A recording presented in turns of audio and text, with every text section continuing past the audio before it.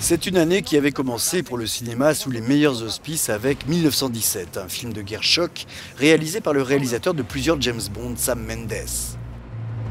1917 a remporté 7 prix BAFTA en Angleterre, dont ceux du meilleur film et de la meilleure réalisation.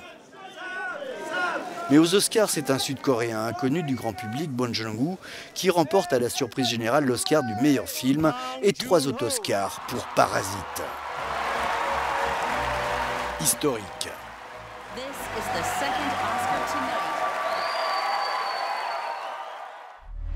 Et puis, coup de tonnerre sur Hollywood et le monde du cinéma, Universal Pictures annonce que la date de sortie du 25e James Bond, initialement prévue pour avril 2020, est reportée.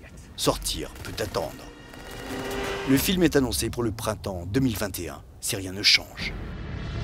Le seul grand blockbuster à avoir pris le risque de sortir en temps de pandémie est Tenet, produit par Warner, qui s'en mordra les doigts, faute de revenus suffisants.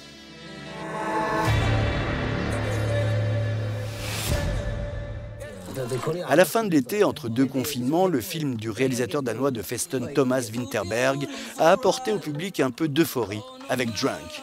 Le film est sorti dans la plupart des pays européens et a rencontré un bon succès critique et public.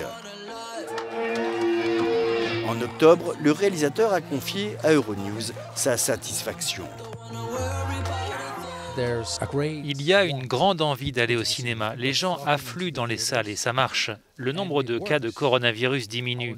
Les gens se précipitent dans les cinémas, donc c'est bien, c'est vraiment possible.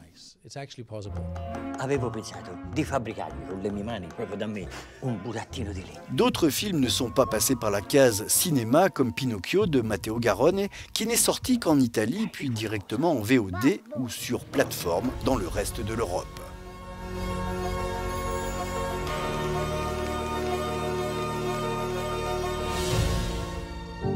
2020 est une année charnière pour les films et surtout pour le cinéma qui est confronté à la concurrence des différentes plateformes de streaming.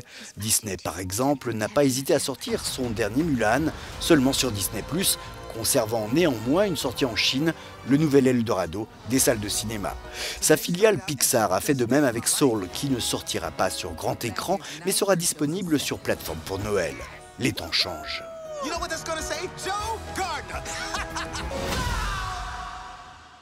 Must have been sudden for you.